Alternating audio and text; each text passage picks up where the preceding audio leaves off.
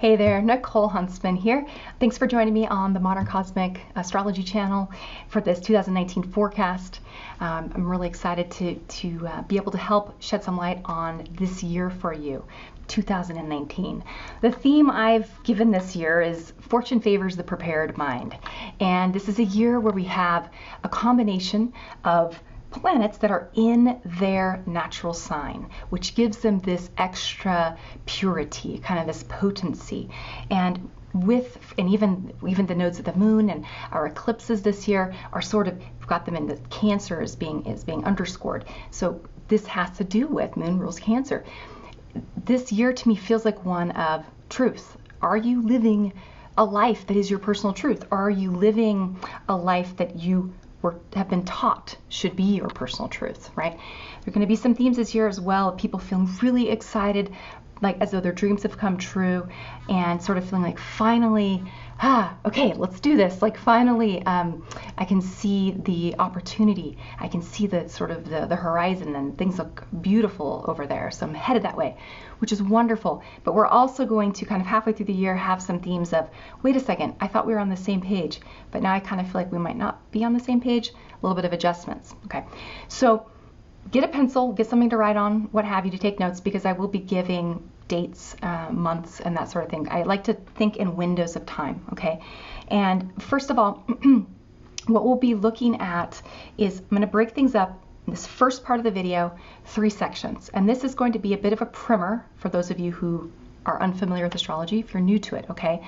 So the first section will have to do with just the transits of the planets from Jupiter out to Pluto. So that's Jupiter, planet of expansion, Saturn, planet of restriction, Uranus, planet of sort of disruption, Neptune, planet of dissolution, and then Pluto, planet of transformation through death and rebirth. And these are big, slow cycles, other than Jupiter, not Jupiter and Saturn so much, but as you start moving from Uranus on out, they're slower cycles, and they're ones we're all experiencing together. And generationally, we're experiencing them. We're born into generations that kind of overlap these cycles. So they affect us a little bit differently. And then at the end of the video, we'll be moving, after transits, we'll look at the eclipses, which are in sort of the Capricorn, Cancer, Capricorn axis for the most part. And then we'll finally take a look at the Mercury retrogrades that we have this year, which are in water signs. So it just adds a further element that's subjective and personal, and like, how am I understanding the world around me and this situation, and you know, makes the year one where I think clarification, and at the end of the year feeling like, okay, I tried that thing and it went this way, you know, and now I'm going to sort of clarify my vision for 2020. I feel like 2020 is going to be a very big year of people taking the things that they're learning this year, clarifying on or working on or jumping into this year, and the success is being seen in 2020. That's what I'm picturing. So the second part of this video is when we'll go over how these collective sort of changes in our cosmic cycles of time will affect your sun sign in particular. And we'll be using the natural, place your sun sign in the first house. Okay, that's kind of how I do this, and I'll explain that later. And then other than that, we'll just, hopefully this will be helpful for you. If you would like a more personal forecast, that would become the next level, which is much more specific, where I take your birth chart and we look at everything as it applies to your personal birth chart. So that's, you know, a personal forecast from astrology. Okay. We're going to move on and take a look at the planets now. So let's look at how the planetary movements and cycles, the signs they're in and whatnot. To get a feel in general, you have to kind of know a planet, a transiting planet by itself before you look at it relative to anything else. This is like with anything in astrology, okay? So first of all, let's take a look at Jupiter. Jupiter's in Sagittarius. Now, Sagittarius is a sign that's ruled by Jupiter. So it's as though Jupiter is in his element, okay? I'm thinking it's like bigger, faster, stronger, better, bolder, more courageous. It's just, it has this, Jupiter has this quality of abundance, you know, that comes with him.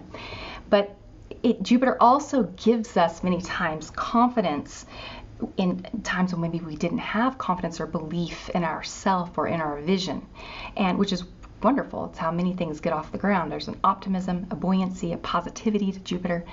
But on the shadow side, think of Jupiter, and I mentioned this a little bit, think of Jupiter as a teacher that teaches you through giving you belief in a vision, in a truth, so to speak. And this could be anything from, I'm going to start this new business.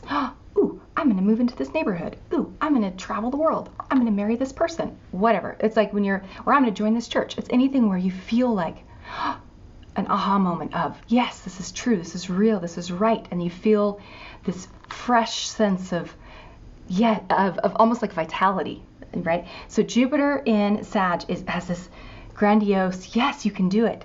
He wants to coach you and say, you got this, okay? And what ends up happening, though, is you'll try something many times that you haven't ever tried before. You're trying it on faith, on belief that this is let's say, this is the person I've always dreamt of, and you meet this person, but let's say you just met them.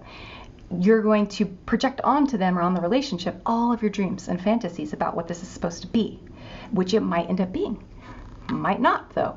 So you go through that experience from a place of naivete. That's Jupiter. Jupiter experiences are always where he shows you where you're naive and sort of hopeful without knowing why or having a reason to be that way. As you have an experience, and then after he says, okay, now what did you think about that?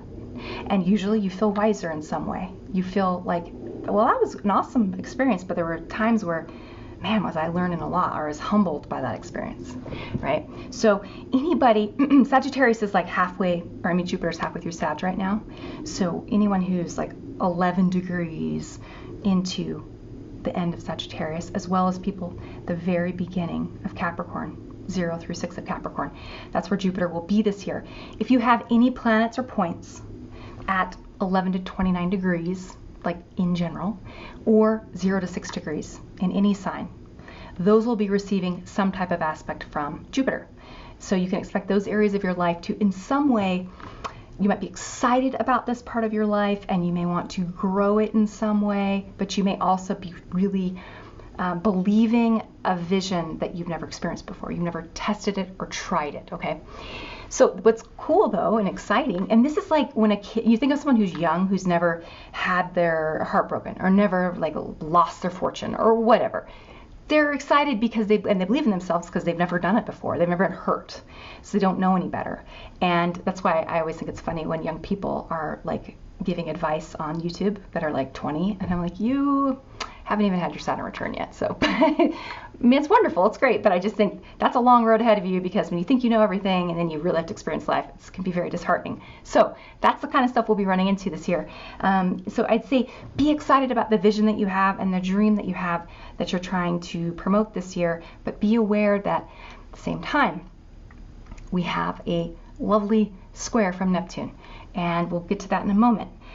In the meanwhile, bear in mind that this summer, basically it's kind of from like May I guess June at the latest because of Neptune. It's like all the planets that are outer are retrograde except Uranus. So they're bringing lessons at an accelerated pace this year. Like you're going to learn things really quickly this year, I think. You're going to make mistakes quickly and need to learn really quickly from those mistakes. So, okay, when we move on to Saturn. Saturn is it's in Capricorn right now. So he's in his sign as well. So he's very strong, pure Capricorn energy, which has to do with the rules and the structure and the order. And Capricorn shows us through forcing us to put in the work, to have to sacrifice in some way, he's tied to getting older. He's tied to feeling tired because you've been busting your butt all day. He's heavy. There's burdens with Saturn. It's the recognition that here in this dimension, these 3 dimensions here on Earth, that there are things like sickness, death, that there's an end to your life, that your days are numbered, etc. So be cautious with your days. He is the part of you that's going to be, the glass is either half empty or it's just it's like half empty, and it's very pragmatic. He's kind of like, well, the glass is what it is. It's got half, it's halfway full with water and halfway full of air. That's kind of more the Capricorn mentality, or that it's half empty. Tends to focus more on, in the past, maybe I was Jupiterian, I was believing in this thing, and then I got my truth crushed. my dream crushed, and now I'm a little more careful and cautious. So that's the shadow side of Saturn. The high side and the wonderful, important side of Saturn is structure, order, rules. Like, there's a reason you should have boundaries in your life. There's a reason you should, as I've titled this, measure twice, cut once. That's the theme. Measure twice, cut once. Sagittarius, or Jupiter in Sagittarius this year, is going to make you feel like, go, go, go. I want to do all the things. I want to have all of it. I want to, just the big vision. And I got this. And in fact, listening to me, you're probably going, oh, no, that's not true. Because you're going to be thinking right now about areas in your life. Just look and see where Sagittarius is at in your chart. And you're going to be like, oh, she doesn't know what she's talking about. So just wait and see. Now, so Saturn is at 11 to 21 degrees this year of Capricorn. So if you've got anything in those degrees, Saturn will be sitting on, some sort of an aspect to that planet or point. We do have a retrograde from April to September. So that kind of goes from 20 degrees and goes all the way back to 13. So it's kind of hanging out in the middle. If you have anything in the middle of cardinal signs too, you'll be receiving, I feel like it'll probably affect those of us the most. And because those of us with cardinal signs have experienced since 2008, the Pluto, Uranus to some extent square, it's as though this is kind of the final maturing, the final step in did you learn what you needed to learn? With all that Uranian energy, a lot of us were kind of wild and crazy and had lived lives that were very different from how we had lived before. And it's kind of like, now it's time to clean up the mess. So Capricorn, that's what he does. He helps you make a plan, all right? We talk about then Uranus. Uranus is the most exciting, I suppose, change this year. And moving into the sign of Taurus, this will happen in May. And I think in May 11th or so. Currently, Uranus is at the end of Aries. So if you've got any cardinal sign at the end of, from probably 27 degrees, 29 degrees, around there, and you could even go even a little bit earlier, you've received, just as Uranus moved back into Aries at the end of this year, kind of was playing around again with those planets. And so if you suddenly got a little wild hair this year, or had something happen that you wouldn't have expected, that was because Uranus came back just to say bye-bye to Aries. Now Uranus is moving into Taurus. I'm calling this one the masses take back control. You can also call it, I was calling it before, slowly coming online. Okay, there's a process with Taurus. Taurus is about keeping things the same, earthy, solid, right? So Uranus, our planet that represents disruption and evolution as a collective. He was in Aries. That was the internet. Aries is the pioneer. Technology is Uranus. Innovation is Uranus. Put those two together, you got the internet. And it was just like a wildfire. All these different apps being invented and websites and blah, blah, blah, blah. And YouTubes, ways to get information that were new. As we move into Taurus, there will be a bit of maybe a slowing down and a sort of a getting rid of and simplifying, getting rid of the businesses that are just superfluous tech businesses, big themes that have to do with cryptocurrency. And I think this year there's going to be some people who are get themselves a little bit too excited. So just being careful in that area with where you're willing to gamble. And also, for those people who are Tauruses, be careful with accidents. I had so many Taurus friends and just people that I knew that had broke bones last year or lost a tooth or, et cetera, et cetera. So be careful. For some reason, it was like on the left side of the body too. So that's something I need to kind of look into. But anyway, be cautious, because Taurus is this sign that has to do with being, I'm like in my environment, Taurians, they tend to like music and food and like the pleasures of the body, because it's an area, or they're like artists, it's an area that they're comfortable with. They're comfortable in their world. Well, Uranus comes along and he's like shifting their world. They're learning about their space and how they have control over it. So I think a lot of Taurians will be having a little bit of some wild hairs, but it's Taurus style, so it's a bit it's like mellow, and then getting excited about something. But okay, we'll talk about Taurus later in the Taurus video. We are in the sign, once we get into Taurus, this is in May, that's when we'll be having like all the planets that are outer planets pretty much retrograde. So it's like the only planet that is moving direct. It just makes me think, I'm like imagining all the planets, they're sort of, they've wandered off. I don't know, they've like wandered off, and Uranus is there still. It's like, oh, hey, how's it going? So he walks into a party, and he's Uranus and Taurus too. So he kind of makes me think of this guy that's kind of like he's like a hippie, but he's like a dirty hippie kind of, but he's also probably pretty cute, I love Tauruses, so that's just my own like bias. But you can just see him being like, hey, wait, where did everybody go? What happened? What's up with the party? And anyway, he will be very present, and he'll be like knocking stuff over and, I don't know, causing problems this year, but like, oh crap, I didn't mean to do that, I'm so sorry. Technology is a big area where we're going to see data breaches this year like crazy. Be really careful with your security. Financial security is important. I mean, not to be a Luddite, but I feel like a lot of people, as Uranus moves through Taurus, will feel a little bit distrustful of anything that has to do with their information being on the internet. So we'll also see people who are willing to barter or make money off of their information. That's going to be big, I think, in this next 7 years. Information is king. So data that you have possession of, not just other people's data, but I also feel like when companies use your information for their marketing or whatever, it's like I think people would be demanding some kind of a percentage of whatever monies are being exchanged. So just quote me on that one. Other thing just happened, and I said this the week before it happened. I said, because I take Lyft, I love Lyft, and I said to a friend, they're going to start a subscription service guaranteed for those of us who don't want to own a car, but also, it's expensive to use Lyft, and they're going to, so sure enough, the next week they did.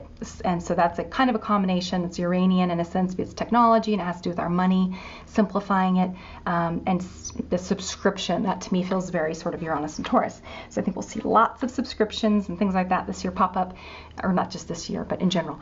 So I don't want to make this into a Uranus video. Just bear in mind that there will be upsets and shocks and disruptions in the area of technology and, disruptive inventions and technologies that come onto the scene that are wonderful.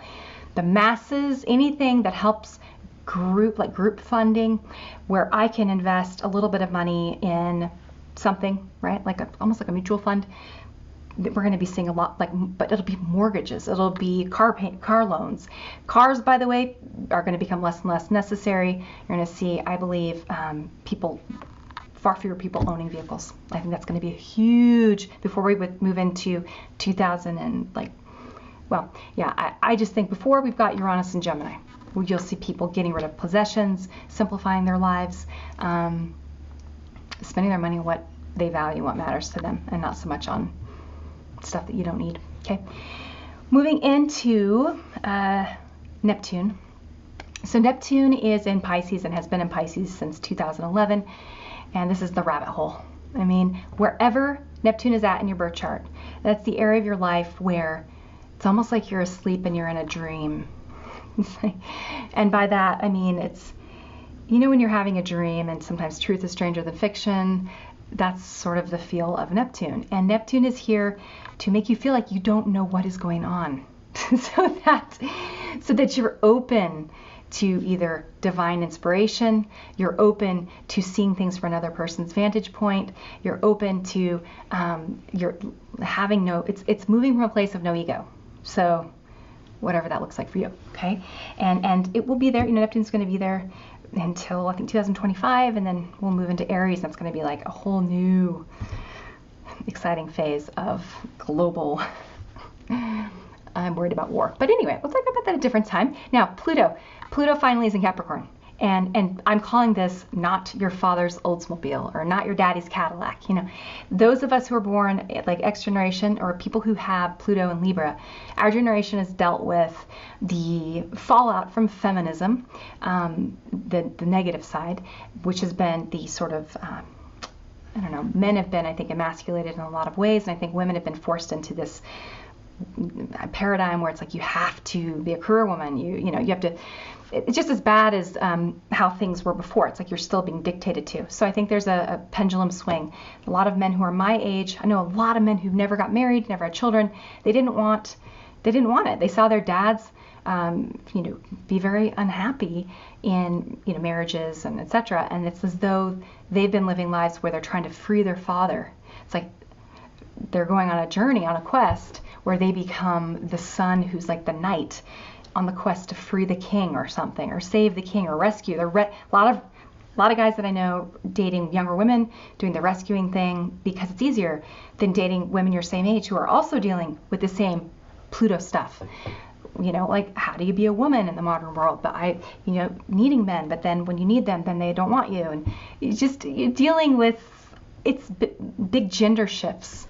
So it's not just those of us who are Gen Xers or, Pluto in Libra. It's anybody that's alive right now is affected by Pluto. And we are rethinking and reshaping the patriarchy, the masculine, by killing him first. The king is dying, killing the king. He's being reborn, and it's going to be through some revolutionary, in a sense, new person, let's say. It's not going to be a person, but as Pluto moves into Aquarius, it's like a shift in consciousness where we're more open to gender fluidity or gender roles being whatever you want them to be, individuality being key. Again, it's like you can watch whatever you want on the internet. You don't have to watch commercials anymore. You don't have to follow the old rules. So, okay, we're going to talk next. We'll talk about our eclipses. The eclipses, let's first of all discuss a little bit about the sun and the moon. So as a very basic primer on eclipses, for those of you who are unfamiliar with them, they have to do with the sun and the moon and the earth. It's the relationship that the three planets have. And I know that the moon's not a planet, I know that the sun's not a planet, but that's what we call, and it's what we call them in astrology. So these three bodies move through cycles. And of course, we have a full moon, and then a couple weeks later we have a new moon, and then a couple weeks later we have a full moon. This is just the cycle of the moon as it orbits the sun, the earth, and as the earth orbits the sun. So with, for example, a new moon, you have the sun and the moon together, okay? And you don't see the moon at nighttime because when the sun rises in the morning, the moon is with the sun. It's like husband moon or sun and wife moon holding hands through the sky, okay? And they're together at nighttime too on the other side of the world. You just can't see them. When you have a full moon, it's the opposite. It's where they're as far apart as possible, okay? And you've got the sun rising. As the sunrise is rising here, it's setting over here. Or the moon rather is setting over here, and vice versa. As the sun sets on a day that we're going to have the full moon, the moon rises right after. It's right then at the same time, which is pretty cool. So point being, let's talk about the symbolism though, the sort of archetypes that we have given to the sun and the moon that we use in Western astrology. The moon is the feminine. The moon is a rock, reflects the light, the sort of conscious rays, the intelligence, so to speak, from the sun, it shines it back through reflection. It is as though it's an empty, it is a rock. It's like it's an empty vessel. Whereas the sun is this creative force. The sun is giving off photons. It's giving off light. So the sun represents the masculine, not to be sexist, but you think about the body parts, first of all. The masculine as an archetype, sort of yang as an archetype. Anything that is moving away from, or it's positive, like a positive particle, something, or positive charge, I should say. Whereas the feminine is something that is a vessel. There's an emptiness there. There is a quality of it. They're being receptive. It receives. Okay, so sun is active, and the vessel, or the moon rather, is receptive. It's like the womb. It's like our body parts. Okay, man has a penis, woman has a vagina. All right. So thinking about these principles with the sun and the moon, psychologically, when we have a new moon, the moon is being completely, not shadowed by the sun, but like the opposite, where the sun's so bright you can't see the moon. It's like the moon is just so little and hiding and out of sight. And at nighttime, when it's night, there's no moon in the sky. She's missing.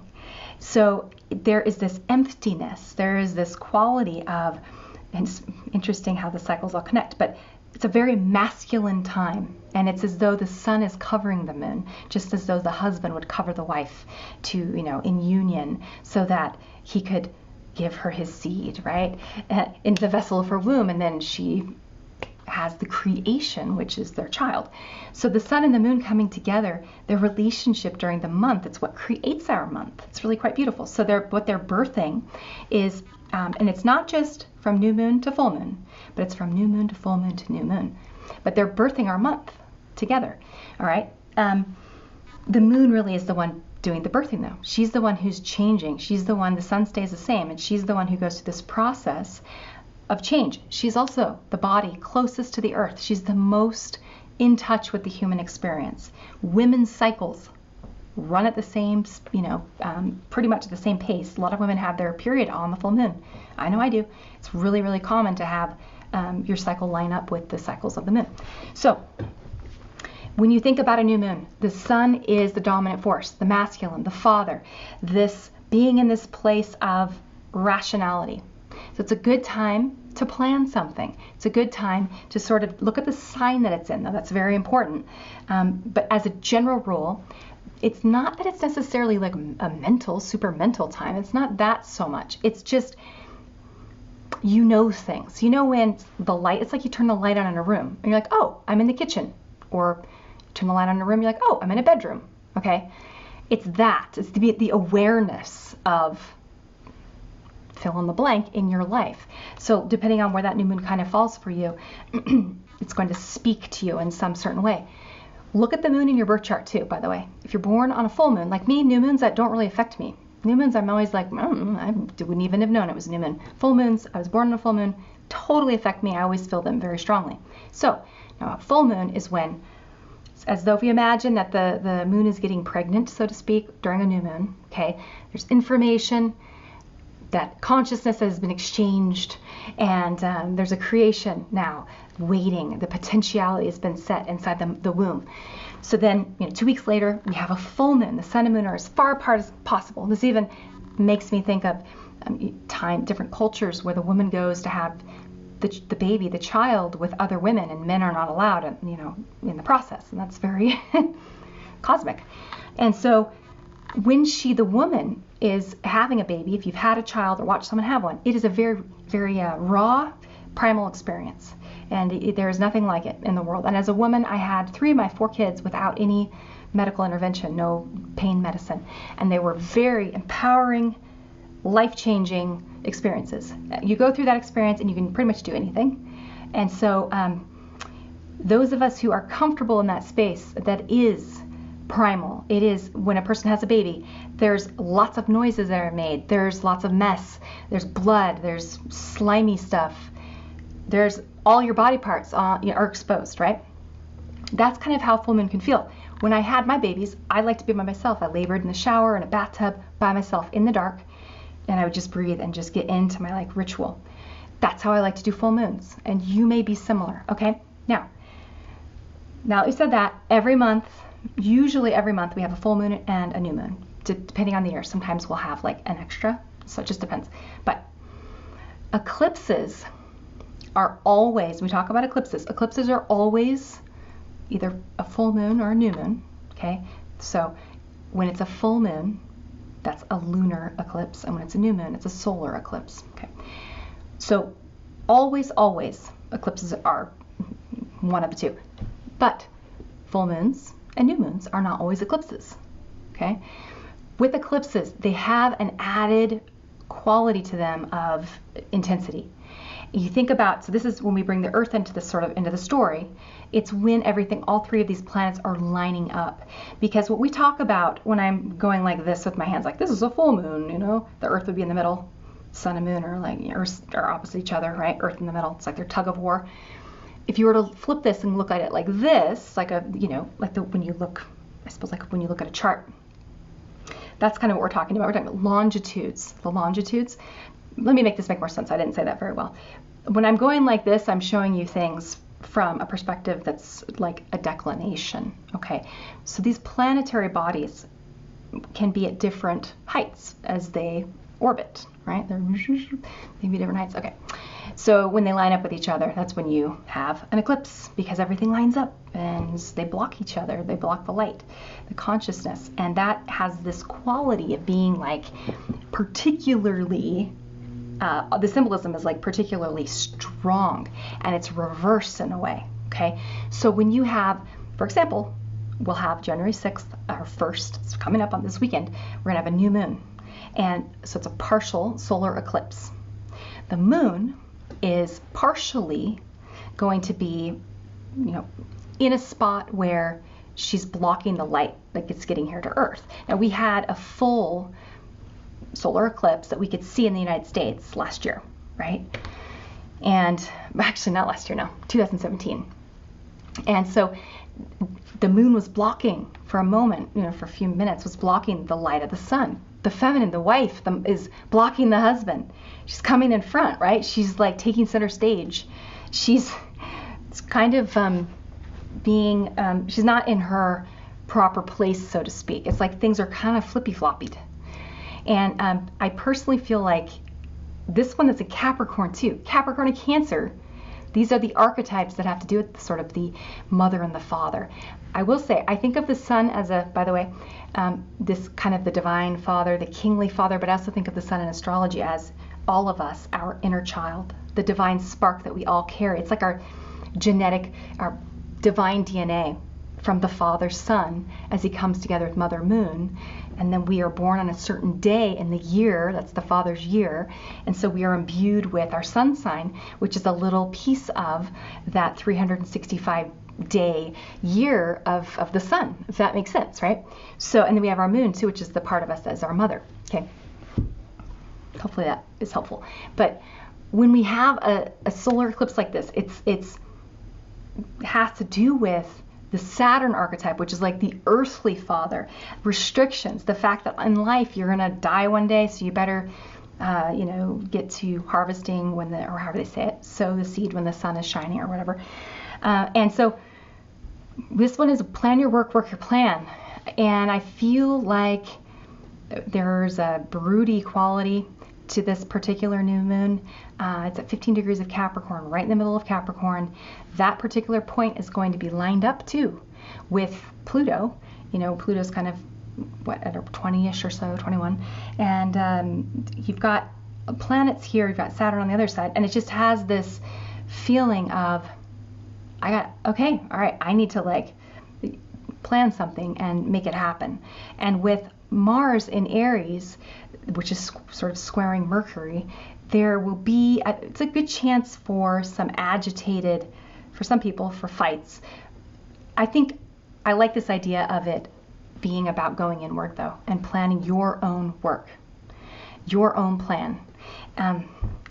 I just feel with this moon, kind of in Capricorn, this emotional sense of, I need to be taking my life more seriously, and maybe even a little bit the depressing or the downside that we can sometimes feel with Capricorn when we're recognizing our failures.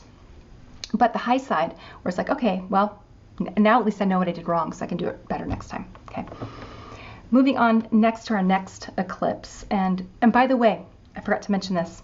I use a technique that I haven't shared yet with the public, but I will be doing that this year at some point. And with this technique, I come up with particular points. I'm able to come up with what I call a deep chart. So in the deep chart, you can experiment with this for yourself. 16 degrees of Scorpio is the point in the deep chart that is the same degree as this new moon. So you can see where that lands. Look at the house that it lands in for you. Look at the house that the new moon lands in for you. That's an area where you may be feeling a certain sense of dissatisfaction, sense I need to work harder in this area. I may be feeling tired. I may be feeling run down here. I may be feeling okay, enough is enough. Let's get this sorted and organized and put into, might even have to your house, your home. I know I feel after the holidays I want to get my house totally kind of back in order and my work stuff all really organized. So you may be feeling that. Okay. We then move on to our January 21st total lunar eclipse. So we go from a new moon, solar eclipse, to a lunar eclipse, which is a full moon, okay? Full moon, lunar eclipse. I'm calling this one Variations on a Musical Theme. This eclipse will be at 0 degrees of Leo, right? So just barely scooched into Leo. For the most part, all of our eclipses will be kind of the Cancer and Capricorn variety. Leo is the sign. Remember, this is the divine child from when we talk about the father being the son. It's like this has to do with you as an individual. You were born on a certain day, on a certain year, at a certain place, and you have a certain life that's only yours and no one else's. I think that this Leo archetype, because it's the moon in Leo, it is the feminine energy that's going to be feeling a desire to be creative and going to be feeling like a need to be seen, to be recognized, to be validated. It's a very creative from an artistic perspective as well. That's why I sort of thought variations on a musical theme. So to me, I feel like whatever you're kind of planning at the beginning of the month, you may really feel a certain sense of, what's the word? I feel kind of like excitement during this particular lunar eclipse. Now, about any creative projects you have that you're working on. They could even be romantically creative, or like, oh, we're trying to have a baby, or that kind of thing, okay? In the deep chart, the exact degree is Gemini 2. So if you've got anything at Gemini 2, or where Gemini 2 falls in your chart, look at that. It's going to show you the underbelly. What is motivating this feeling of needing to do something with your life that's special, needing to feel romantically validated, for your partner to think that you're amazing, or, oh my gosh, I'm so in love, let's have a baby, or let's start this project together. It just has this childlike enthusiasm to it. With the Gemini 2 underneath it, the story is important. And this has to do too with like Gemini is being opposed by Sagittarius, and so the story is definitely very dreamy. It's receiving my square from Neptune too. What is this dream we have together? And the big caveat here is if you decide to do anything with another person where you have an agreement or an arrangement or a business together, or I don't know, relationship, be careful, because the stories this year is a good, very, very, very, very good chance, like 100% chance in my mind, that you're going to have two totally different stories that you're going to find out down the road, and different reasons for kind of entering into any sort of arrangement, which is okay. We're all different, right? Put two people together, it's always going to be different. But there's an element here to the story being like stuff being hidden, I suppose. Okay, intentions being people showing something on the surface that's different from what's happening inside. There being duplicity, basically. And also the symbol for this one, the sort of inside degree, was a dense thicket of brambles surrounding a magic castle. And I love that idea of the surface, you've got these weeds, these thorny weeds, but inside is this beautiful magical castle.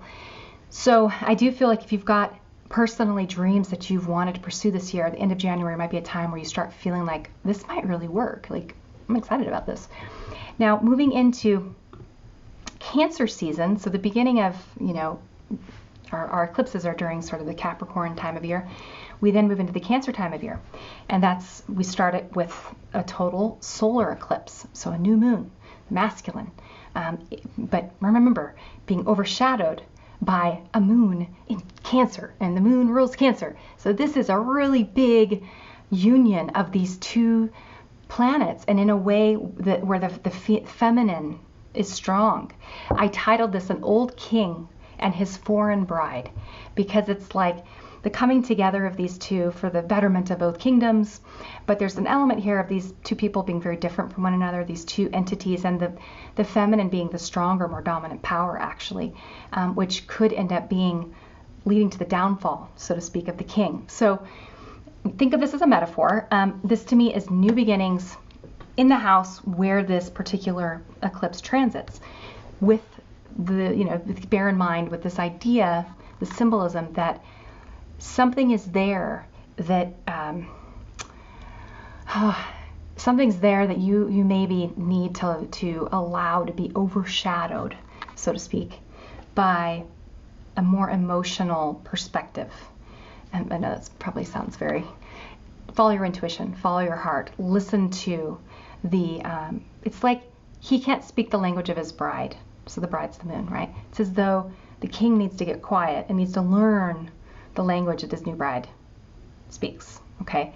And the new bride is your heart. So this is like your consciousness being a little unsure. And July is a shitstorm of a month anyway. We have lots of stuff happening in July. It's like a mess. So getting quiet, listening to your heart is going to be really important. And the symbol for this one is people holding hands around a table. One candle is burning in the middle of the table. And we have the deep chart degree at Scorpio 17. So it's almost exact same degree as it is for the very first eclipse, which is this weekend. So my thought is, I think that this total solar eclipse in July, especially because those of us in the US, I think it's going to be like on the other side of the world or whatever, right? Like it's not going to be, we won't be able to see it. Or it might be over the ocean, I can't remember. But anyway, it feels like it's going to be a time where we may have a lot of emotions, a lot of irrationality, sort of a sense of wanting to sacrifice for something that we believe in, needing to make some decisions that are going to have to just be sort of like we're feeling around in the dark a little bit for, am I doing the right thing? And with the Scorpio underneath, also, if there have been things that were hidden that now, January, we've come together in an agreement, arrangement of some kind, there's hidden stuff happening, it will all come out in July. It's all going to up the surface. So that's my opinion. When we move to July 16th, we have a full moon. It's a partial lunar eclipse. And this one is in the sign of Cancer. It's a 24 of Cancer. Oh, and I said, I misspoke. I'm sorry. I just misspoke. It's Capricorn, not Cancer. It's Capricorn 24. So this is the moon now being, the moon is in a sign that's opposite. The moon, the feminine energy this year feels like she's trying to be very mature. She's trying, I don't know, just has this weird feel to me, or even just men this year maybe feeling soft or feeling unsure of themselves, the masculine kind of being taught how to do that which is feminine. I think this is going to affect, in particular, all the cardinal signs more than anything else, anyone else. Those of us who are cardinal, so Aries, Cancer, Libra, Capricorn, we will all be feeling the gender stuff, gender roles, men who are usually really strong and brave and whatever, being okay with being softer and more vulnerable, women who are usually more vulnerable, stepping into their independence, that kind of thing. I think we're going to see this year. So be careful about, I called this one Every Rose Has Its Thorn. Be careful about there's lots of endings and completions in that area where the eclipse transits. So in particular, sort of feels like maybe the death of something that's ego-based. If you have an identity about your belief about your identity that has to do with being really creative, let's say, or being really good at something in particular, I don't know, whatever it is, something that you really identify with, having initially having that new moon there, and then having the full moon in the opposite house, basically, Cancer, Capricorn, just those areas of yourself. Where do you worry about what other people think about you? Where do you try to be something that's different than who you really are? This is how you're going to be gaining clarity this year. Sagittarius demands truth and wants the real experience. That's why he boldly goes forward, though, with a naivete, which is like, it's almost like when someone's drunk and they have courage. That's Sagittarius, basically. And so he boldly goes forward and gets burnt or not. The Cancer Capricorn stuff happening this year is going to be about you going inside of yourself and going, okay, I tried this thing. It's making me feel really awesome. It's helping me lose this old part of myself that wasn't really who I really am, helping me grow and evolve. Or it's making me, I thought it would make me feel really awesome and it's not. And it's making me feel shitty and like I need to recalibrate things. That's kind of what will happen in July, okay? Moving into the final eclipse, and also the deep chart point is 0 degrees of Sagittarius. If you have anything at 0 of Sag or at any of the mutable signs there, that is going to be the underlying. So it's the truth. It's saying, okay, journey. I want to go on this journey. I've been on a little bit of a journey. We're halfway through the year. Where are we at now? Is this? I almost feel like with the Gemini in January, the Gemini deep chart is at Gemini 2. And then it being Sagittarius 0, Sagittarius in the summer, I feel like we're going to try something in January, have all these ideas and try them, jump into them and blah. And then in July, there might be a bit of a, maybe I should actually do it this way. this might be better, this might be smarter. Or it could also be, this has been going really well, I'm gonna like do it even more. I don't know, July's a wild card, so I'm not really sure. December, then finally, we have December 25th, next Christmas, a partial solar eclipse. And I'm calling this one, That'll Do, Pig, That'll Do. Looking back on the year, it's a new moon. There's this, it's Capricorn, and it ends the year at the same archetype that we started with, right? Capricorn Sun, Capricorn Moon, and feeling like emotionally, all right, I feel good. This year I got this far on my journey. I've clarified some of my truths to myself about who it is I am, what my life is, where I'm going with my life. Do I believe in God? Do I not? What are my existential leanings, philosophical leanings, political leanings, etc.? Is my life of meaning? Do I have purpose? Is my life exciting? Is it full and abundant or not? And this to me feels like the end of this year, the symbol is Chiron ferries the dead across the river Styx. So I do feel like it's a good letting that year go, moving forward into the next chapter for 2020. So finally, we have Mercury retrogrades this year. So we've got 3 of them. It's pretty typical. Now, Mercury retrogrades are a time when we are retooling our personal perspectives on life. Okay, Mercury is quick. It is after the moon. It's the second quickest body planet that we use.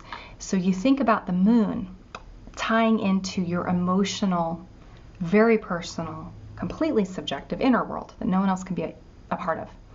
Mercury then, so this is how you emotionally, the moon, emotionally perceive the world around you. Mercury, on the other hand, has to do with language. Once you've learned to talk and you can communicate with another person and you can learn from someone, you can hear words, you can speak words, you can not only use language, but you can understand abstract concepts from your perspective, personal, subjective use of your mind and understanding of the world around you, okay? It's not Sagittarius. That's where we believe in something and we're moving towards it to learn so that we can be the teacher. Gemini is more like you're the student and you're learning from life and taking in different various experiences, okay? And then giving those experiences labels, naming them, defining them. So when Mercury, which is our planet of definition, it's our planet of language, and it's how it has to do with communication as humans, right? Through the process of exchanging weird sounds with our mouths or weird symbols that are arbitrary on a piece of paper or on a computer. Ties into the human experience completely. We are the only species that I know of that use like language, abstract sound, like sounds to symbolize abstract meaning. So Mercury, when it stations retrograde, affects us as humans in a way that is directly connected to our understanding of the world around us. And this year, Mercury is retrograde in water signs. So with that, you have the additional lovely sort of attribute of the irrational realm, the emotional realm, the intuitive realm. That is the realm that we all belong to, but that does not initially, it's not connected to language at all. Okay? When you feel something, you have a gut feeling about something, when you have an emotion, a real true, just a feeling, that's not connected to language. It doesn't have to be. Babies can feel things and they don't know how to talk yet. Okay? So it is there's a quality with the intuition, a knowingness that goes deeper. It's deep, deep, deep. Not only in the animal physical intuition of our bodies, but we also have intuition that ties into the way that we interact with others, our spirits and our souls. I believe in past and reincarnations, future incarnations, and all at the same time, and what have you. There's knowingness that we are tapped into divinely, I think. We're all part of this incredible, connected, like matrix, really, of it's like of space-time. And our consciousness is a real thing. Consciousness, I believe that your mind has an ability to see the world, to observe the world in a particular way that can change the world you're observing. It's like particle physics, right? Double slit experiment. So I would say that with Mercury retrograde, we tend to not, as a whole, be using our communication function as well as normal. For example, I experienced just barely, and I always kind of like laugh off Mercury retrograde. I'm like, whatever, it happens, 3 times a year usually, and whatever. I had this last year when it's in Sagittarius, and with the deep chart, in the deep chart, it was making an exact hit in all of the charts that I use to my major personal planets that would have to do with communications or with property. I was hacked, I had money stolen, I had all kinds of horrible things happen, and it bought new machines and then broke my brand new laptop, the screen within like a few weeks of buying it, like thing after thing after thing that were very frustrating that had to do with communication. But it gave me time to sit and like actually have to write something out because I didn't have a freaking computer that I could use, right? Like I had to slow down and sort of think through things from a different perspective. That is Mercury's job, perspective. It's like Gemini, the twins, siblings, have a different perspective on the same set of parents. You're in a classroom. Every student in the classroom has a different perspective on the same damn teacher, okay? Everyone sees things from their own little matrix. You are the central point, connected to everything around you. You move through this world like a little orb warping space-time, right? Affecting everything and everyone that you come into contact with. So that central point, your point of conscious kind of in your body, conscious awareness and understanding your story, that's your Mercury. Mercury retrograde in Pisces. This is very much tied into, it's 29 degrees of Pisces, the end of Pisces. That's like the fat lady sings. That is like Pisces to the extreme. Any sign at 29 degrees, it's right before it transitions into a new sign. It's always darkest before the dawn, okay? It is amplified. And if you've got anything in your birth chart at 29 degrees, that sign, the shadow side of that archetype, of that planet, of the sign, the house, are things in this life you've come here to really work on and to sort of fix, okay?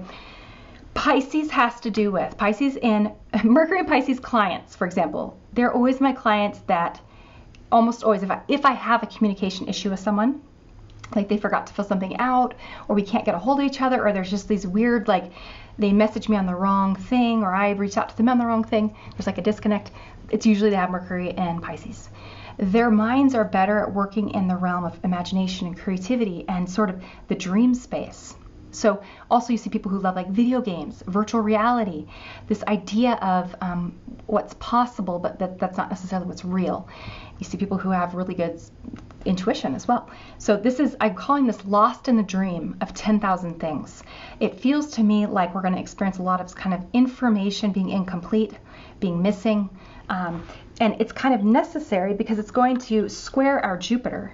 The part of us that's going to feel like, oh yes, this is a great idea. I should definitely go do this, or I have this all figured out. And Neptune is kind of like, Pisces, not Neptune, Pisces in Mercury in Pisces conjunct, relatively conjunct Neptune in Pisces is like, oh yeah, this is your dream. You totally have this figured out. It's kind of like egging Jupiter on to a certain extent. They're both planets that have to do with information. They're mutable. What does our soul need to know in order to grow and to change and to not remain static and the same? They just do it in different ways.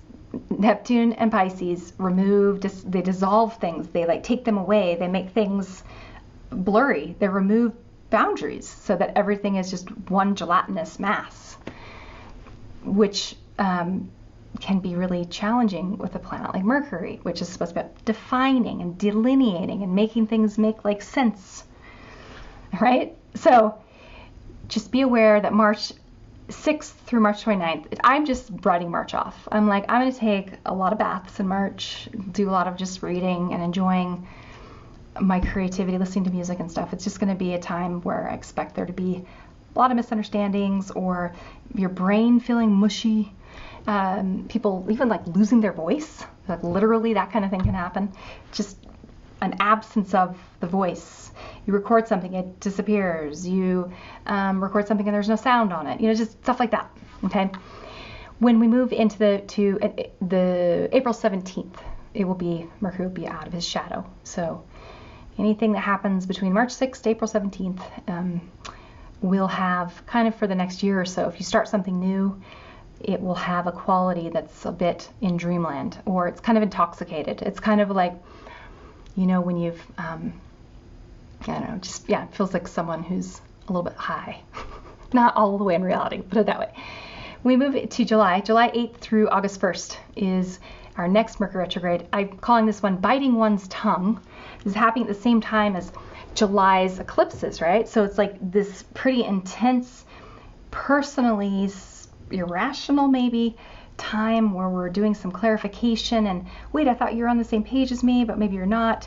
Maybe, Mercury retrograde, it's in Leo 4, scoots all the way back into Cancer. This is that end of Cancer space that we're seeing with our eclipses, the personal vision, your childhood story that you are living with as an adult. Many of us live with our trauma from our childhood, unless we've done work on it. And that will all be the stuff that you're dealing with this year, and especially in July. I feel like Mercury in Leo has to do with, I thought you knew me better than that. I thought you knew who I was. This makes me this makes me sad that you don't know who it is that I really am. And then the other person being like, oh crap, I hurt your feelings or what have you, and wanting to say something or feeling dissatisfied or feeling a sense of like, I normally I would say something, but this time I'm just not going to, and kind of being suppressed, pushed down, biting their tongue until it bleeds. Like, I really do think that's going to be a bit of the themes this summer. And the planetary points, you've got anything between 0 to 4 degrees of mainly cardinal signs, but also really anything, as well as anything from 23 to 29. Those are the areas that are going to be affected by sort of you thinking, should I say something or should I not say anything? I can't help but say something. Sort of just you reworking and rethinking communication. So be careful about saying anything that you can't take back too. Okay. Now November, the last Mercury retrograde's in November. It's on November 1st through November 21st. It starts on the Day of the Dead, right after Halloween, and it's in Scorpio. 27 Scorpio through, scoots back to 11, the last half of Scorpio. This is kind of the Piscean, I'm sorry, I'm saying this wrong. It's the Cancer decan of Scorpio. So we've got this, again, subjective, personal, irrational perspective. You made me feel this way, or I need this to feel safe, or I kind of feel like this is when things are going to come to the surface. If there were lies earlier in the year, if we bought into a dream and we oversold ourselves or overpromised to someone, or, if there was like, we overpromised and then we felt like we couldn't get out of something, but then there was bad behavior that happened. It's like, this is whenever it comes up to the surface. It's when everything comes out. And so kind of, to me, feels a bit, I call that facing the truth can be painful, emotionally. Wow, how did I miss that? What was I not paying attention to? Where could I have been? It's ruled by Pluto, so where could I have been more responsible? Where am I having to sort of do the time? Where am I having to put in work, or sort of like for past opportunities where you've gotten away with things? Feels kind of like that will be when you're having to sort of face the music, I guess. So look at where it falls in your chart. Just depends. Okay, we are going to move on to the individual signs now. So, hi there, Aquarius. All right, you guys, I'm going to film this for you. The sun is setting right now, which is kind of appropriate because the sun's kind of like Leo, sort of like opposite me here too, because I'm kind of on the east. So I may have to pause this halfway through to turn on my light. We're going to talk about your 2019. I'm titling this for you guys, There's Everyone Else and Then There's You. And I think that's like, in general, a phrase that you can kind of stick to a lot of Aquarians. But as I was kind of reflecting and thinking back on the people that I know that are Aquarius in my life personally, their lives are all, there's some similar themes for sure. But Aquarians you guys are wild cards. You're like legit wild cards. And so a lot of times the path that I think that I'm going to see, I end up not seeing, or it looks different. Or, you guys fall in my 7th house. Maybe that's why. Maybe you just have a lot to teach me. So I'm just learning. All right, what we're going to do today, we're going to take a chart. So imagine we have, a chart. Sorry, they're sounds like they're doing military exercises with Black Hawks right outside my window. Sorry. Also, that's very Aquarian, right? Just a little disruption. But So, okay, we've got a chart, and in the first house, which is typically Aries, we're going to put Aquarius. So all 30 degrees of that first house are not now going to be the 30 degrees of Aquarius. And then we're going to just spin the dial of the zodiac around. So it's Aquarius in the first, Pisces in the second, okay, Aries in the third, so on in order, all the way around until we get back to Capricorn in the 12th. Hopefully that makes sense. Draw this out, maybe. It will help you to visualize. You can even draw out a little chart. You can put your sun, put your little Aquarius sun in that first house. You can put your other planets even, wherever they belong. They'll be in different houses, probably, from your birth chart. Use the whole sign house system just for this exercise, okay? Then what we're going to do is we're going to look at the planets from Jupiter to Pluto that are transiting. Where are they? Which houses? So we're going to start first with Jupiter. Jupiter for you guys is in Sagittarius for everyone. Basically moving from 11 to 29 of Sag, and then Capricorn 0 to 6. And that'll be in December. So mainly in Sagittarius this year. Wonderful for you in the sense that Sagittarius forms a nice sextile to Aquarius. You may really be feeling this year a sense of wanting to teach others. And in particular, I feel like teaching others that the one constant in life is change. Through your own experiences, I think that you've had this past few years, knowing that life is always ebbing and flowing. You may have never imagined where you're at right now. You may not have been able to imagine it a few years ago. That's like a universal experience I've seen with Aquariuses, is just like their lives being in some place completely different than they would have ever imagined, even just like 3-4 years ago. Okay. And so teaching, though, having an opportunity, if you have a platform or a way, if that's something of interest to you, where you have a voice, a desire to inspire other people in some way with what you've learned about life being unpredictable, and about the times when we are sad or down, or feel frustrated, that, well, guess what? Everything changes, so including the tough times. When we move on to, we talk about Jupiter, first of all, being about expansion. Jupiter brings blessings, gives us things. Usually it's like opportunities. People will come and be like, oh, hey, I saw you on the internet and I'd love to do this. I'd love to do a podcast with you or something. For you guys, Jupiter's in your 11th house, which is your Aquarius house. So it's kind of a little bit like having Jupiter conjunct the sun. So it's really, I feel like if you do anything online, if you do anything that's with friends or even with strangers, where you're teaching in some way, if you have friends or strangers that are teaching you through maybe even being Aquarian themselves, maybe they're being unpredictable, maybe they're being, or maybe they're just like into things like astrology. Maybe they're the ones who told you about this. I don't know, maybe you suddenly have developed an interest in astrology. The point is, you're learning about and having opportunities in the area of all things Aquarius. Consciousness, understanding that ththings always change so that they can grow. It's like a snake has to shed its skin. It has to get all, well, it's kind of like I just went and got like a little peel thing done, and my face is so gross and like scary looking. That's why I don't have very much makeup on. It's all like rough and yucky. It's because I'm like a snake. It had to disrupt things, and then underneath is this like nice new skin. You guys are experiencing that, and at the same time simultaneously, because you're Aquarians and you guys can do this shit, you're like teaching other people. You're like, look, I have a friend who has a baby. I'm like picturing her like with her baby on one hip, like on a skateboard, or like just doing something crazy, or like, people like go surfing or do crazy wild things, and with their kid at the same time, like do everything all at once. Just very unpredictable. I can't even guess what it might be that y'all are going to be up to this year, but it does feel like it's a year where your role will be to be yourself in front of other people, so that they are like, oh yeah, it's okay to be myself and to be different and to be uniquely me, good, bad, and ugly, everything in between. I have a really good friend who is very spiritual. She's got a moon in Pisces, and she's been making these these prayers lately. That gives me goosebumps thinking about. Prayers are so inspired and like divinely, you listen to them, just the tone of her voice, the way she says things, it's just, and then the prayer itself that she's been like inspired, that she writes down and then reads. Beautiful, that kind of thing.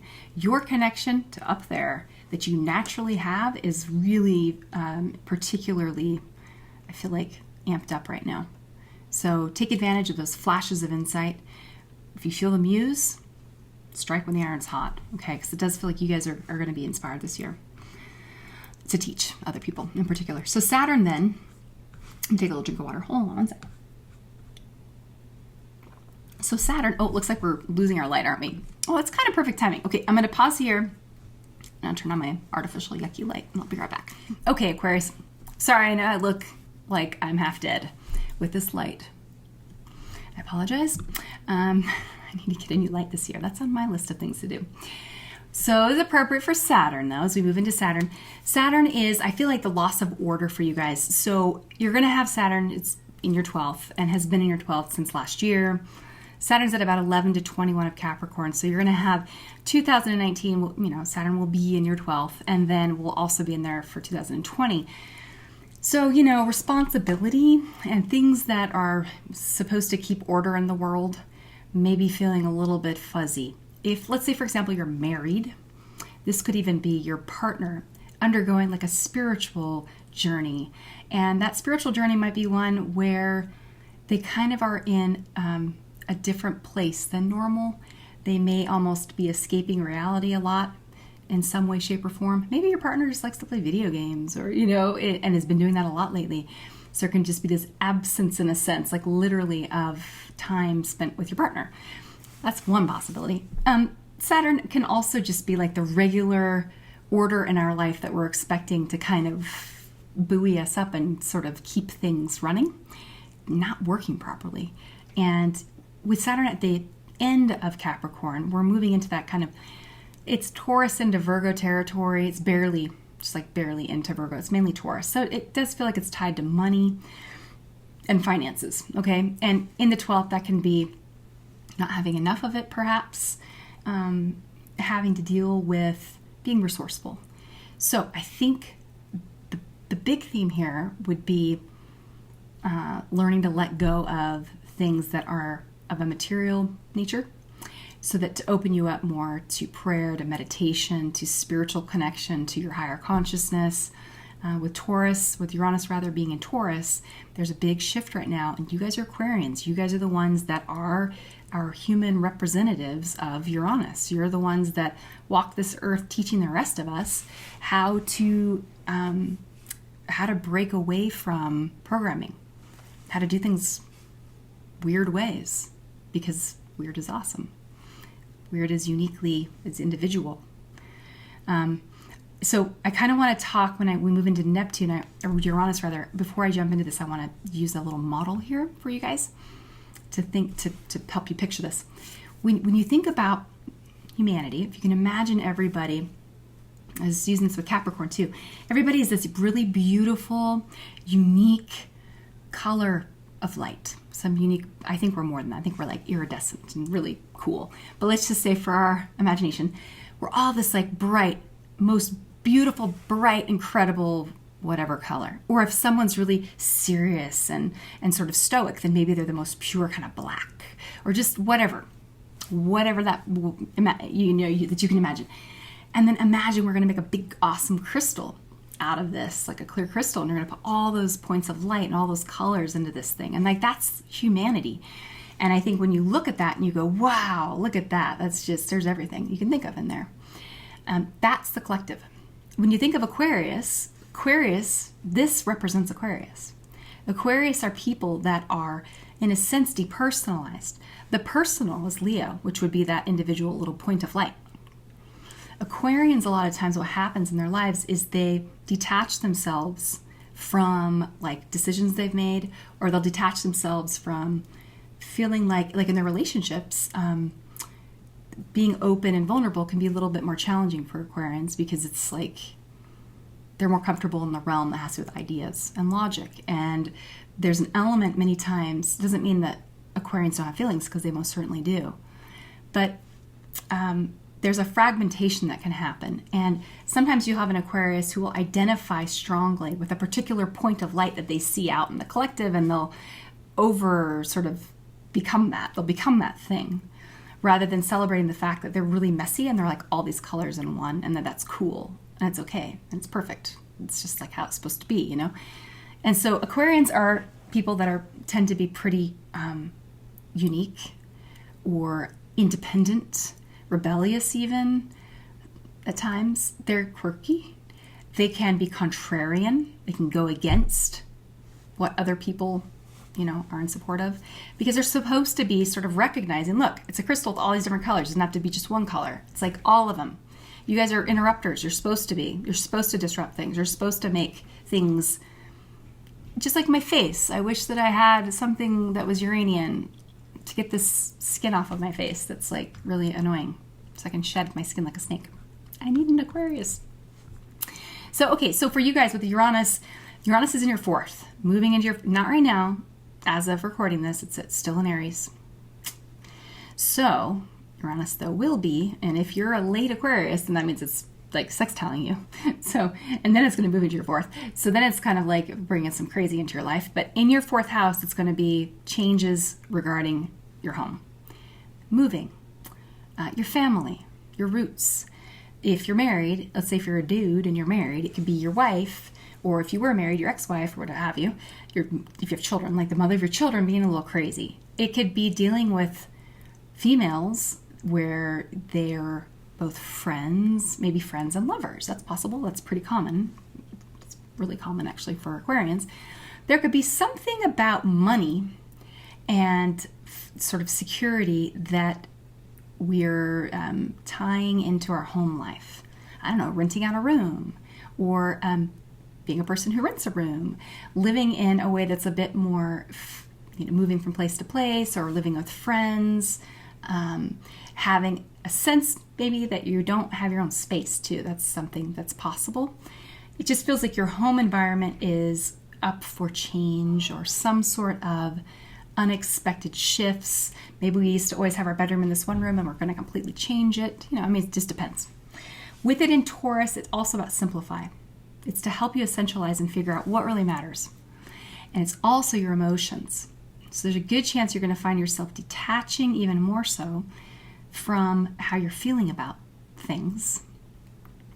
And I feel like, taking responsibility. If you're feeling something and so say in your relationship you make decisions, and a big part of it's kind of you're gauging your partner and trying to be fair and trying to be rational and making a decision from that perspective, right?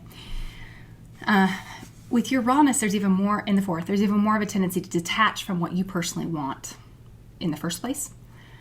And at the same time, it's like you're also going to demand, that party is going to demand to be heard.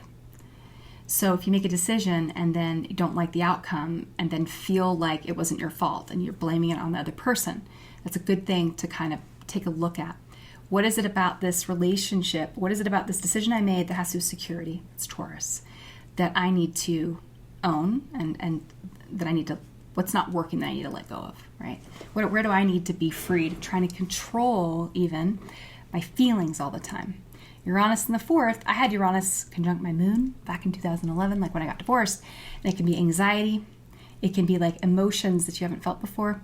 The sense of your security being like, whoa, it's being disrupted. It's being changed. And so there's some big shifts for you before it moves into the 5th house, which will happen in 2025-ish, 2027, something like that. 25. I'm bad at math sometimes.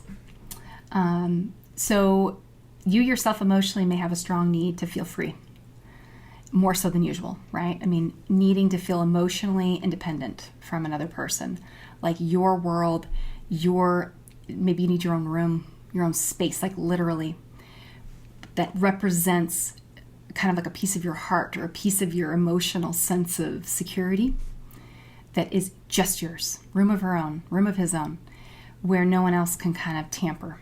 That's important for an Aquarius anyway. It's really important. You guys naturally have Taurus in your 4th house. So it's needing to be in control of your home environment. And that's classic Aquarius. Classic. Like a lot of Aquarians that I know, even if they live in a freaking car, as long as they have control over it, then they feel good. They're cool. And not to say that they don't like to share, but it's just, they just like to know what to expect in that space, okay? So Uranus there is going to make that a little bit less comfy. And you need to make sure you've prepared for it. You could have people crashing on your couch. You could have, if you've got children, you could have children maybe coming back in and out. Home is going to be an area of big changes, and it kind of makes me think of transitional times when either kids are going off to college or you just got married, or, there's times in life where it's a new thing. It's a new experience. Be careful as well with unexpected pregnancies. I mean, fourth house, not saying that not to make anybody freaked out, but fourth and fifth house do have to do with that process of pregnancy and procreation and creative output. So just be aware. When we look at, let's move now on to Neptune.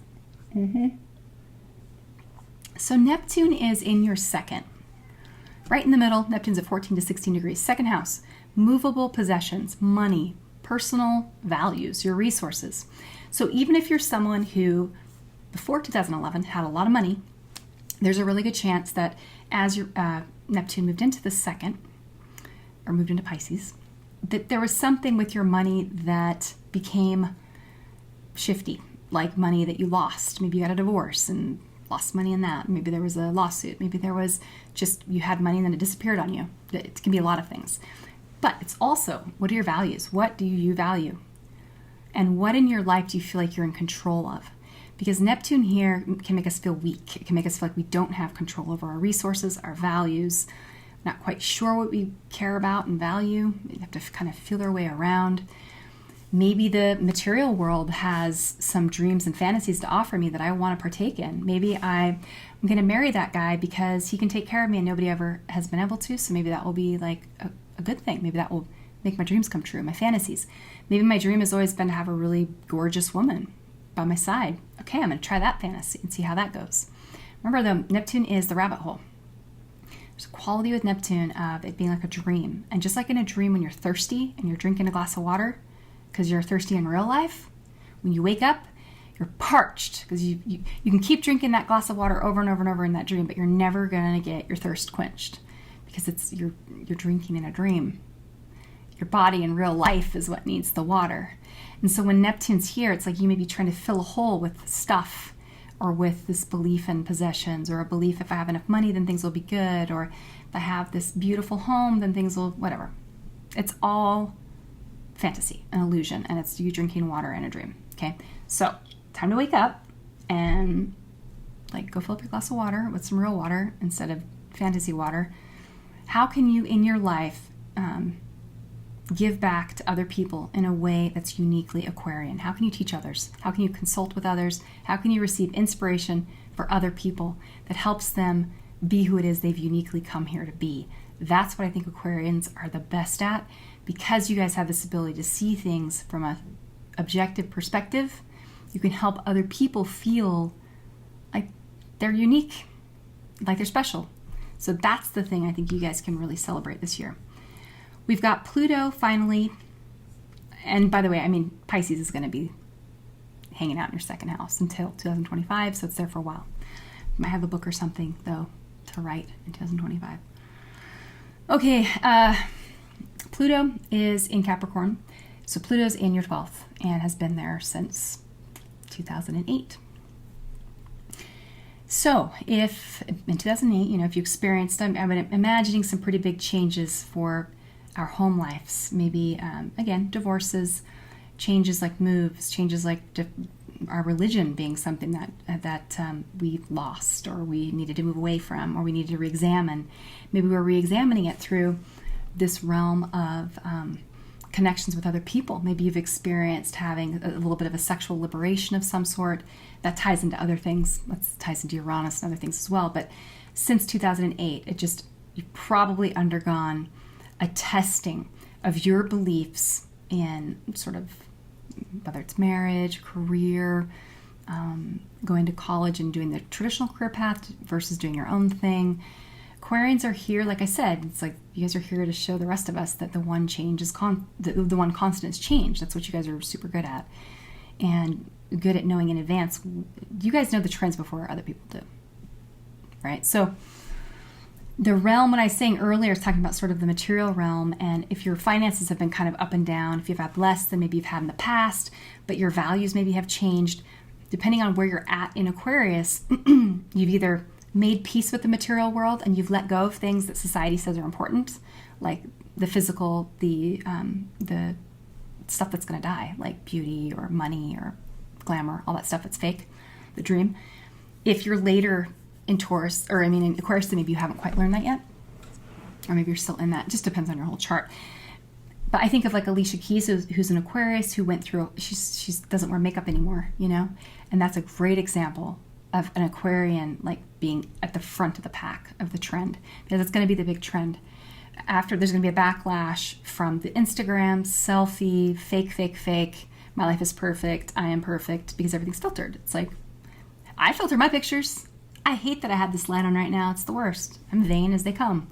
I get it. But it's like Aquarians, it's your job to kind of lead the pack with sort of waving your freak flag and being like, look, this is who I am. I'm bisexual. Or this is who I am.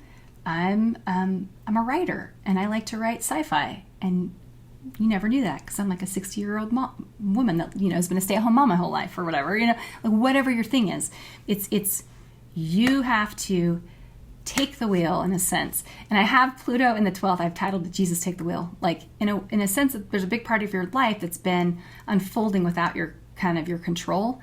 So if you're someone whose life had a lot of structure in it before Pluto moved into your 12th, then good for you. If not, it maybe has felt like your life has been under someone else's control.